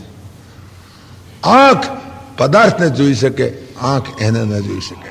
તમે જે બેટરી આવે છે, મોટી આવડી લોબી બેટરી આવે છે, હે શું કહ્યું? હા, 6 સેલની. હા, આ બેટરી 5 સેલની છે. 5 ઇન્દ્રિયો છે ને, 5 સેલની બેટરી. તો બેટરી હોય ને એની અંદર પાવર ગાળેલો હોય તો એ બેટરીનો ગોળો એવો હોય કે બહાર લાઈટ મારે પણ અંદર અંધારું. એ ગોળો અંદર શું છે ના જોઈ શકે. ચૈતન્ય તો અંદર છે, બેટરીની અંદર, પણ એ ગોળો એવો ફિટ કર્યો છે કે બહારની બાજુ જોઈ શકે, પણ એ ગોળો અંદર ના જોઈ શકે. આંખ બહાર જોઈ શકે, પણ એ બ્રહ્મને આંખ ન જોઈ. એની સત્તાથી આંખ પદાર્થને જોઈ શકે, પણ પદાર્થને એ આંખ જોઈ શકે. એ આંખ અંદર બેઠેલી ચેતના ના જોઈ શકે. એની સત્તાથી કાન સાંભળી શકે, પણ કાન એને ના સાંભળી શકે. એની સત્તાથી જીભ ચાખી શકે, પણ જીભ બ્રહ્મને ના ચાખી શકે. એટલે તમામ ઇન્દ્રિયો એની સત્તાથી, આગળ હું તમને કહું કે એની સત્તાથી આંખ પદાર્થને જોઈ શકે, પણ એ આંખ બ્રહ્મને ના જોઈ શકે, એની સત્તાથી કાન પદાર્થને સાંભળી શકે પણ એ કાન એને ન સાંભળી શકે, એની સત્તાથી ઘ્રાણેન્દ્રિય બીજી વસ્તુ સૂંઘી શકે પણ એ ઘ્રાણેન્દ્રિય એને ન સૂંઘી શકે, એની સત્તાથી જીભ પદાર્થને ચાખી શકે પણ એ જીભ બ્રહ્મને ન ચાખી શકે ચેતનાને, એની સત્તાથી સ્પર્શેન્દ્રિય બહારના પદાર્થને સ્પર્શ કરી શકે પણ એ સ્પર્શેન્દ્રિય એનો સ્પર્શ ન કરી શકે. એથી આગળ એની સત્તાથી મન પદાર્થનું મનન કરી શકે પણ એ મન બ્રહ્મનું મનન ન કરી શકે, એની સત્તાથી ચિત્ત બીજી વસ્તુઓનું ચિંતન કરી શકે પણ ચિત્ત એનું ચિંતન ન કરી શકે, એની સત્તાથી બુદ્ધિ બીજા પદાર્થનો નિર્ણય કરી શકે પણ એ બુદ્ધિ એનો નિર્ણય ન કરી શકે. ધેટ ઇઝ બ્રહ્મ. એટલે ઇન્દ્રિયાતીત, ઇન્દ્રિયોથી પર, મન બુદ્ધિ ચિત્તથી પણ પર, મન બુદ્ધિ ચિત્તથી પર, ઇન્દ્રિયાતીત. ઇન્દ્રિયો એને ન જોઈ શકે, અંદર ન જોઈ શકે. ઉપનિષદોએ આ વાતની જરા ચોખવટ બહુ સારી રીતે કરી છે. ઉપનિષદે બહુ સુંદર એક વાત કરી, પરાંચિખાની વ્યતૃણત સ્વયંભૂ તસ્માત પરાંગ પશ્યતિ અંતરાત્મન કચ્ચિદ્ધિરઃ પ્રત્યગાત્માનમૈક્ષત આવૃત્ત ચક્ષુ અમૃતત્વમિચ્છન. બહુ માર્મિક વાત લખી છે ઉપનિષદોએ. કે છે કે પરાંચિખાની વ્યતૃણત સ્વયંભૂ, પરમાત્માએ જયારે આંખોનું ફિટિંગ કર્યું તારે બહારની બાજુ ઉઘડે એવું ફિટિંગ કર્યું, મજાગરા ઊંધો લપટાઈ દીધો. સમજ્યા? જેમાં ભાયણા છે ને તેના મજાગરા જેવા લપટાકમાં બહાર જ ઉઘડે, અંદર ઉઘડે જ નહીં. એમાં તમામ ઇન્દ્રિયો બહારની બાજુ ઉઘડે. પરાંચી, પરાંચી એટલે બહારની બાજુ, ખાની એટલે ઇન્દ્રિયો, વ્યતૃણાત બહારની બાજુ ઉઘડે એવી આ ઇન્દ્રિયોનું ફિટિંગ કરી દીધું. મજાગરા જ ઊંધો લપટાયો. જેમ બેટરીની અંદર ગોળો જેવો ગાલ્યો કે બહાર લાઈટ મારે પણ અંદર અંધારું. સમજ્યા? જો એ ગોળાનો ઊંધો કરીને આમનો ગાલ્યો હોય તો અંદર જ વાળું થાય, પણ ગોળો ઊંધો ગાલ્યો છે. એવી રીતે આ ઇન્દ્રિયો જયારે આ મકાન બનાવ્યું ત્યારે ઇન્દ્રિયોનો ફિટિંગ જ ઊંધું કર્યું છે. પરાંચી ખાની વ્યતૃણત સ્વયંભૂ, આંખો, ખાની એટલે આંખો, અરે ઇન્દ્રિયો, એ પરાંચી વ્યતૃણત બહારની બાજુ ઉગડે એવું ફિટિંગ કર્યું. તસ્માત પરાંગ પશ્યતિ નાંતરાત્મન, એટલા માટે બહાર જોઈ શકે છે, અંદર અંધારું, અંદર કે દેખાતું નથી. પરાંચી ખાની વ્યતૃણત સ્વયંભૂ તસ્માત પરાંગ પશ્યતિ નાંતરાત્મન. નથી જોઈ શકાતું. મજાગરા ઊંધો લટકાડ્યા, ખોટું ફિટિંગ કર્યું. કે ઉતાર કંઈક એવો મળ્યો છે બોથડ ને, હા ભગવાને અક્કલ વાપરીને કર્યું છે. હા એવું પછી સમજાઈશ, ઇન્દ્રિયોનો વિષય જયારે આવશે, ઇન્દ્રિયોનું સ્વરૂપ સમજીશું તારે ખબર પડશે કે નહીં બરાબર છે, ફિટિંગ બરાબર છે. હા, પણ અત્યારે તો એવું લાગે છે કે ઇન્દ્રિયોનું ફિટિંગ જો અંદરની બાજુ ખુલે એવું કર્યું તો આપણે બ્રહ્મને જોઈ શકાત, અને જ દેખાતો. કેમ નહીં જોવાય, નહીં દેખાય? ઇન્દ્રિયોથી તમે નહીં જોઈ શકો. ઇન્દ્રિયોનો વિષય નથી, બ્રહ્મ ઇન્દ્રિયોનો વિષય નથી. તમે આંખથી જોવા છો, બતાવો બ્રહ્મ, નહીં બતાડી શકાય. કાનથી સંભળાવો કેવો બ્રહ્મ છે, નહીં સાંભળી શકાય. પરાંચિખાની વ્યતૃણત સ્વયંભૂ તસ્માત પરાંગ પશ્યતિ નાંતરાત્માન.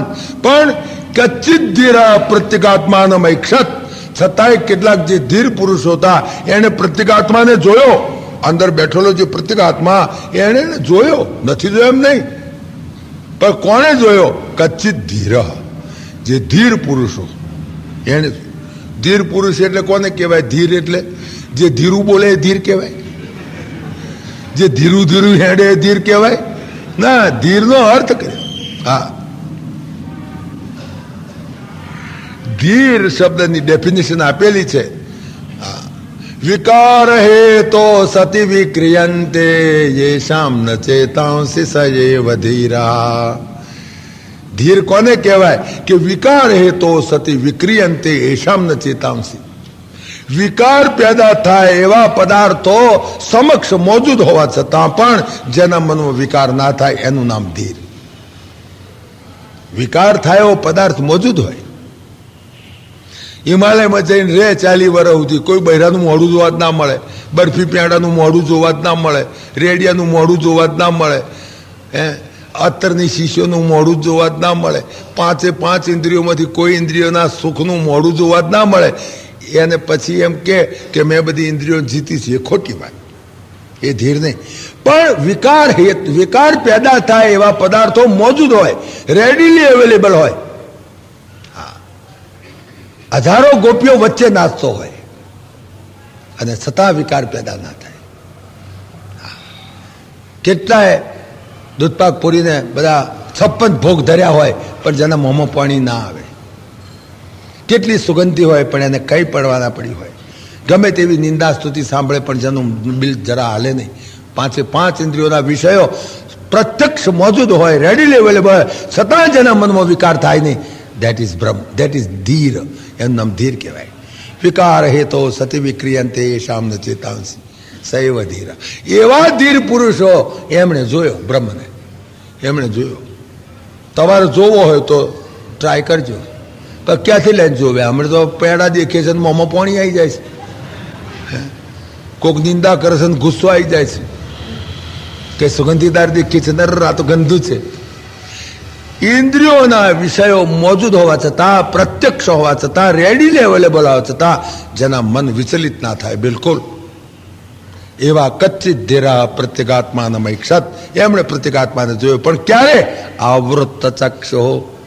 એમણે એમના ઉતારને બોલાવીને મજાગરો અણીકોરાનો ઊંધો કરાવીને ખાયો, ફેવરીને ખાયો મજાગરો. આવૃત્ત ચક્ષુ. ચક્ષુ એટલે બધી ઇન્દ્રિયો માટે ચક્ષુ શબ્દ વાપરે. ચક્ષુ એટલે બધી ઇન્દ્રિયો માટે. એમણે એમની ઇન્દ્રિયોના પડલ હતા તે ફેરવી નાખ્યા. જે બહિર્મુખ હતા એ બધા અંતર્મુખ થઈ ગયા. અંતર્મુખ થાવ તો દેખાય. બહિર્મુખ છો જ્યાં સુધી, so long as you are extroverts you can't see. You have to be introverts. જે ઇન્ટ્રોવર્ટ્સ છે, જે અંતર્મુખ થયા છે એ જોઈ શકે, એક્સ્ટ્રોવર્ટ નહીં જોઈ શકે. પરાંચિખાની વ્યતુરત સ્વયંભો તસ્માત પરાંગ પશ્યતિ નાંતરાત્માન કચ્ચિત ધીરા પ્રત્યેગાત્માનમૈક્ષત આવૃત્ત ચક્ષો અમૃતત્વમિચ્છન. અમૃતત્વમિચ્છન. પરમાત્માની તો વાત જ નહીં કરવાની. એટલી બધી ગોપીઓ સાથે નાચે પણ છતાં ભાગવતની અંદર અમારા વ્યાસનારાયણ નોટ કરે, હા, કે આટલી બધી સ્ત્રીઓની વચ્ચે નાચે પણ એને ખબર જ નથી કૃષ્ણને હું પુરુષ છું, અને ગોપીઓને ખબર જ નથી કે અમે સ્ત્રી છીએ, જેનો દેહાધ્યાસ નથી એવા. અને એનું વર્ણન કર્યું છે અમારા વ્યાસનારાયણે. રેમે રમેશો વ્રજ સુંદરી ભી યથાર્ભક સ્વ પ્રતિબિંબ વિભ્રમા. ભાગવતની અંદર વર્ણન કરે કે રેમે રમેશો વ્રજ સુંદરી ભી યથા અર્ભક સ્વ પ્રતિબિંબ વિભ્રમા. જેમ નાનું બાળક ઊભું હોય અને ચારે બાજુ દર્પણ લગાડ્યા હોય અને દર્પણની અંદર પોતાના અસંખ્ય સ્વરૂપોને જુએ, અને જેમ નાનું બાળક મસ્તીથી પોતાના સ્વરૂપોને જોઈને નાચે, એવી રીતે પરમાત્મા બધી આ ગોપીઓની સાથે જ્યારે પોતાના આત્મ સ્વરૂપો છે, દેહાધ્યાસ નથી, સ્ત્રી છે પુરુષ છે એનો જેને ખ્યાલ નથી, એવી રીતે રેમે રમેશો વ્રજ સુંદરી વિહી યથાર્ભકા સ્વ પ્રતિબિંબ વિભ્રમ. બાળક જેમ પોતાના પ્રતિબિંબને જોઈને નાચે એમ પરમાત્મા બિંબ આ બધા જીવાત્માઓના પ્રતિબિંબ અને નાચે એવા. તો ધીર પુરુષોએ કેટલાકે જોયો પણ ક્યારે? આવૃત ચક્ષુ. જ્યારે એને ઇન્દ્રિયોને એને ઇન્ટ્રોવર્ટ્સ કરી દીધી ત્યારે જોઈ શકે. આ બ્રહ્મના વર્ણનની વાત ચાલે છે. એ બ્રહ્મને જ્યારે સંકલ્પ થાય કે મારે જગતની ઉત્પત્તિ કરી છે, તારે એ માયાના ગુણનો સ્વીકાર કરે. બ્રહ્મનું માયા સાથે લગ્ન થાય, માયાને જાગૃત કરે. ભગવાને કહ્યું મમ યોનિર મહદ બ્રહ્મ તસ્મિન ગર્ભમ દધામ્યહમ. એની અંદર ગર્ભ ધારણ કરો અને સંભવ સર્વભૂતાનામ તતો ભવતી ભારત. અને એમાંથી આ અનંત કોટી બ્રહ્માંડની ઉત્પત્તિ થાય. સંભવ સર્વભૂતાનામ તતો ભવતી ભારત. અને સર્વયોની શુકમ તે મૂર્તયા સંભવંત્યા. આ જે તમામ મૂર્તિઓ જે તમામ યોનિઓમાં દેખાય છે, આટલા બધા મનુષ્યો, આટલી બધી સ્ત્રીઓ, આટલા બધા પુરુષો, આટલી બધી ચકલીઓ, માછલીઓ, આ જેટલી પોપટ, મોર, ચકલી, ભેંસ, ઘોડો, ગધેડો, કેટલી યોનિઓ, 84 લાખ યોનિઓની અંદર જેટલી યોનિઓ, મગર ને મચ્છર ને તમે જુઓ તો કાચબા ને કેટલી યોનિઓ છે.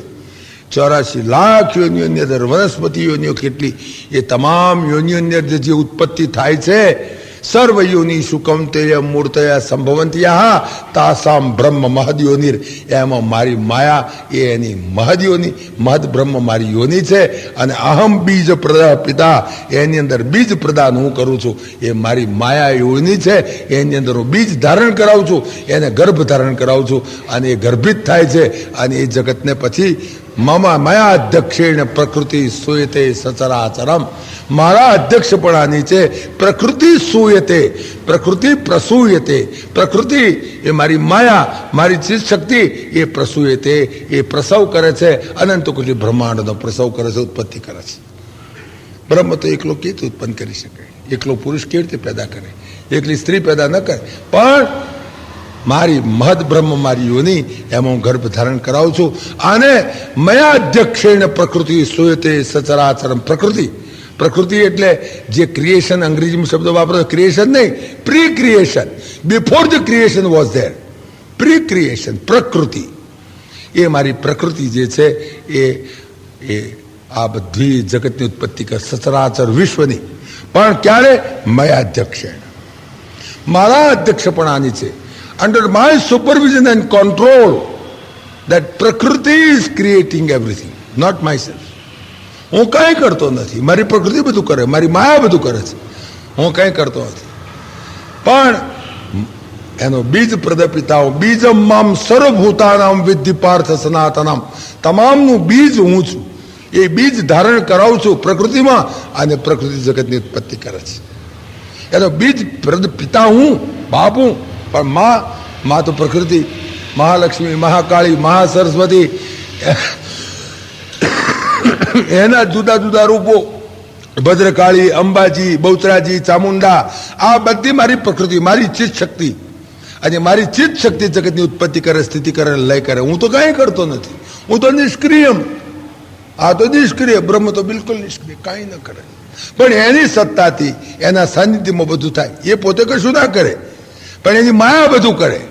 એ પોતે કાંઈ ન કરે હો, પણ એની માયા કરે. તમે મારે ઘેર આવ્યા હો અને મહેમાન તરીકે, તો તમે બેસો, હું તો તમારી જોડે વાતો કરું, તો લગી મારી માયા કપ લઈને આવે ચાનો. તમે મને કહો ભલા આદમી શું કરે ને, કઈ તકલીફ લીધી? મેં ક્યાં તકલીફ લીધી છે? આ તો આવ્યો, ચા તો લ્યો, પી લ્યો.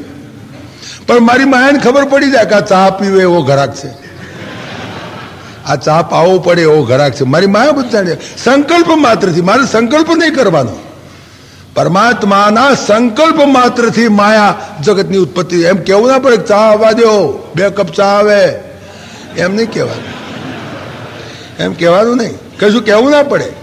મારી માયા જાણી જ જાય. એ જે હું જે રૂમમાં બેઠો ને તમારી જોડે વાત કરતો હોઉં, એ એની તરાડમાંથી જોઈ લે અને સાંભળી લે કે આ ઘરાક ચા પાવા જેવો છે, તો ચા આવે. કદાચ મારી માયાને એમ લાગે તો એમ વિચાર કરે કે એકલો ચા પાવા જેવો નથી, નાસ્તો આપવા પડે એવો છે, તો ચા નાસ્તો બે આવી જાય. પેલો કે મેં અમને નાસ્તો કહે, ભલા આદમી તમે શું કામ તકલીફ લીધી? અલ્યા ભાઈ મેં ક્યાં તકલીફ, મારી માયા બધું કરે છે, કરે બધું માયા. પણ મયા અધ્યક્ષ હો, તે સિવાય under my supervision and control, without my speaking, કંઈ બોલો. વળી કોઈક એવો હોય વળી અડધો કલાક વાત કરે અને ઊભો થવા જતા તો મારી માયા એમ કે તાર જમીન જ જાઓ ને જમવાનું તૈયાર જ છે. તાર હું કોઈક લ્યો હવે કહ્યું તાર જમવાનું નોમ દીધું, બેસી જાવ તારે, એમ મારી માયાને જમાડીને મોકલે. પણ મારી માયા હોશિયાર, એ સમજી જાય કે આ ચા પીવા જેવો છે, ચા પાય. અને કેટલાક એવા આવે કે જેને પાણી પવાડવું એ ના પાય, એમને મેં તગડી મેલે. કારણ કે મારી માયા સમજી જાય કે આ ચા પાણી પાવા જેવો નથી, તો ગાડી મારે ના કેવું પડે તો પાણી ના પીશ. એ બધું મારા અધ્યક્ષપણાની છે, મારી માયા બધું કરે. અને છતાં કરતાપણાનો આરોપ મારી ઉપર આવે, છતાં કરતાપણાનો આરોપ તો ભ્રમવું પડે. બધું કરતા હરતા, કરતું અકર્તું અન્યથા કરતું સમર્થ ઈશ્વર. પણ એમાં એની માયા જ બધું કરે. જેને ચા પાવા જેવો ચા પાય, ના પાવે ના પાય. જેને તેને ચા પાપા ના કરે તો હું એ મહેમાન સાહેબ ખખડાઈ નાખું કે જેને આવા તો ઘણા, આવા તો 17 જણા આવે, બધાને ચા તું ચા નાસ્તા કરાવે છે. પણ એ બનતા સુધી ગુનામાં આવે જ નહીં, કારણ કે જાણે કે આને પાવા જેવો છે એને જ પાય, ને તો પાણીએ ના પાય, ઉભોય ના રહેવા દે. મારી રૂખ સમજીને, પરમાત્માની રૂખ સમજી અને પ્રકૃતિ જગતની ઉત્પત્તિ સ્થિતિ લય કરે છે. પણ કરતાપણાનો આરોપ મારી ઉપર આવે. હું કોઈ જગ્યાએ માસ્તરને જે નિશાળ કહું, સાહેબ મારો સંકલ્પ થયો, અગર તો હું સાધારણ રીતે ઘેર જઈને કહું કે આજે આપણે નેહાળીમાં છોકરાનું દૂધ પાવું છે, નેહાળીનું દૂધ પાવું છે, બસ આટલું મેં તો સંકલ્પ માત્ર કર્યો, વિચાર જ કર્યો. બીજા સવારમાં મારી માયા તો લઈ આવી દેગડું ભરીને દૂધ, 20 કિલો 20 લીટર દૂધ, એમાં ખંડ નાખીને ઉકાળ્યું ને જઈને લઈ ગયા ને લાયા ને પાયું ખરું ને પૈયા ખરા. મને જ ખબર નથી શું ભાવ દૂધ આવ્યું, કેટલી ખોળ નાખી હતી, કેટલું ઉકાળ્યું હતું, ક્યારે દેગડું લઈને ગયો ને ક્યારે પૈયા, કશી મને ખબર નથી. પણ છતાં કાગળ મારી ઉપર આવ્યો. Thank you very much for giving milk to our children. કરતાપણાનો અહંકાર, કરતાપણાનો આક્ષેપ, આરોપ મારી ઉપર આવ્યો કે નહીં? એમ બ્રહ્મ કરતા હરતા છે, પણ ખરેખર તો માયા જ બધું કરે છે. એની માયા જ બધું કરે છે. બ્રહ્મને તો ખબર નથી કે એની કોર શું ચાલે છે. હું અહીં બેઠો છું, કોણ જાણે અમદાવાદમાં શું ચાલતું હોય છે, મારી માયા જે કરતી હોય. કોઈક 5 રૂપિયા આપી જાય તો મારી માયાને આપી જાય તો મને મળી જાય. કોઈક એ મારી માયા કોઈકને દવા આપી દે તો મારા ગયા કહેવાય. એના કશું નહીં, એના પિયરથી કશું લાવે છે ઓછું મારા. પણ છતાંય તે આપે લે એ બધે એ દૂધ પૈયા આવે જઈને કેટલું દૂધ લાવે ખબર નહીં, કેટલી ખોણ નાખીએ ખબર નહીં, એમને એમ જઈને પૈયા. અને થેન્ક યુ મારી ઉપર આવ્યું, કાગળ મારી ઉપર આવ્યો કે અમે તમારો ઉપકાર માનીએ છીએ, તમે અમારા છોકરાને દૂધ પાયું. પણ ધારો કે ના કરે ના ને એવું થયું હોત ને એમાં ગિલોડી પડી હોત ને છોકરાએ દૂધ પીધું હોત અને છોકરા ઝાડા થઈ ગયા હોત તો પોલીસ કેસ મારી ઉપર થાય કે એની ઉપર થાય? માયા ઉપર થાય. પોલીસ કેસ માયા. હું કહું ભાઈ હું તો કઈ જાણતો નથી, મને તો ખબર જ નહીં દર્શન ક્યારે ગિલોડી પડી છે, શું થયું છે. તો પોલીસ કેસ મારી માયા ઉપર ના થવા દઉં, મારે લઈ લેવું પડે માથે કે ભાઈ મારા માથે પોલીસ કેસ મારી ઉપર જ થાય કે એની ઉપર ના થાય, માયા ઉપર ના થાય. એમ મયાધ્યક્ષેણ પ્રકૃતિ સુયતે સચરાચરમ under my supervision and control that the Maya is creating all these things, the whole universe, all these અનંત કોટી બ્રહ્માંડ ઉત્પન્ન કરે છે. માયા મારા અધ્યક્ષપણાની છે. બહુ જરા ઝીણી વાત છે, જરા ધીમે ધીમે સમજો. હસવાની વાત નથી પણ સમજવા જેવી વાત છે.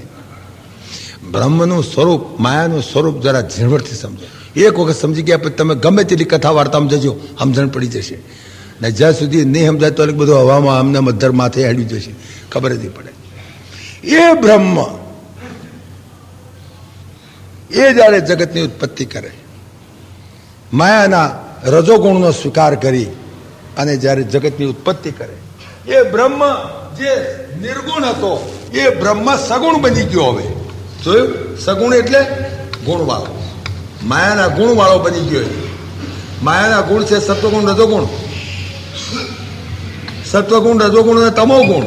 એ માયાને જે 3 ગુણ છે એ 3 ગુણોમાંથી એ જ્યારે માયાના ગુણો સ્વીકાર કરે ત્યારે સગુણ બને પરમાત્મા. હવે નિર્ગુણમાંથી સગુણ બની ગયા. સગુણ એટલે માયાના ગુણોનો સ્વીકાર કરે. નિર્ગુણ એટલે માયાના ગુણો જેની અંદર નથી, શુદ્ધ ચૈતન્ય. શુદ્ધ ચૈતન્ય એનું નામ બ્રહ્મ. અને માયાવચ્છિન્ન ચૈતન્ય, માયાના ગુણો સ્વીકાર કરે અને માયાવચ્છિન્ન ચૈતન્ય એનું નામ ઈશ્વર. બ્રહ્મ plus Maya is equal to ઈશ્વર. પુરુષ વત્તા સ્ત્રી બરાબર દંપતિ, પુરુષ વત્તા સ્ત્રી બરાબર ગ્રહસ્થી. એમ બ્રહ્મ plus Maya is equal to ઈશ્વર. એને ઈશ્વર કહેવાય. એ ઈશ્વર એ પણ નિરાકાર. સગુણમય પાછો ઈશ્વર નિરાકાર. આપણે કાલથી ચાક બદલી નાખજો, કહો તો પાટ્યું ધોઈ નાખજો, સારું કરી જરા અક્ષર હારા ઉકલે, તમને સારું દેખતો ફાવે. પેલા ભાઈને દેખાતું નહીં હોય. બ્રહ્મ નિરાકાર. એ જ્યારે બ્રહ્મ, જ્યારે ઈશ્વર, જ્યારે માયાના સત્વગુણનો સ્વીકાર કરે અને રજોગુણનો સ્વીકાર કરે અને જ્યારે જગતની ઉત્પત્તિ કરે ત્યારે એનું નામ આપણા શાસ્ત્રોએ એનું નામ બ્રહ્મા પાડ્યું. બ્રહ્મા આપણે નામ પાડ્યું છે, નામ ખોટો. મેં તમને પહેલું કહ્યું, નામ ખોટું. આપણા શાસ્ત્રોએ નામ બ્રહ્મા પાડ્યું. બીજા શાસ્ત્રો શું કહેતા મને ખબર નથી. ક્રિશ્ચિયાનિટી એને શું નામ પાડ્યું હશે કે ઇસ્લામે શું નામ પાડ્યું હશે એ મને ખબર નથી. પણ આપણા શાસ્ત્રોએ, વેદાંતે એનું નામ બ્રહ્મા પાડ્યું. જગતના જ્યારે માયાના રજોગુણનો સ્વીકાર કરી અને જગતની ઉત્પત્તિ કરે ત્યારે એનું નામ બ્રહ્મા. અને એ ઈશ્વર જ્યારે માયાના સત્વગુણનો સ્વીકાર કરે, સત્વગુણનો સ્વીકાર કરે અને જ્યારે જગતની સ્થિતિ કરે ત્યારે એનું નામ આપણે પાડ્યું વિષ્ણુ. આપણા શાસ્ત્રોએ Brahma is the head of the production department. Brahma is the head of the production department. He is the generator. He generates everything. Generator. He is the generator. G. Generator એટલે G. નાનો અક્ષર કાઢીએ G. He is the head of the production department. પણ production department તો production જ કરે, પણ પછી એનું ઓર્ગેનાઇઝેશન, એનું એડમિનિસ્ટ્રેટિવ એ બધું કરવું પડે ને. મિલમાં એક તો પ્રોડક્શન કરે, બધા કાપડનું ઉત્પાદન કરે, પણ એનું એડમિનિસ્ટ્રેટર પાસે મેનેજર હોય ને, હડતાલ પડે તો શું કરવું, કોર્ટમાં જાય કેસ કરવાના હોય, બીજું ત્રીજું રિક્રુટમેન્ટ કરવાનું હોય, પગાર વેચવાનું, બધું કામ કોણ કરે? That is the administrator. હા, he is the head of the organisation department and he is Vishnu. અને એ જ બ્રહ્મ જ્યારે માયાના તમોગુણનો સ્વીકાર કરી અને જ્યારે જગતનો લય કરે ત્યારે એનું નામ આપણે પાડ્યું મહેશ.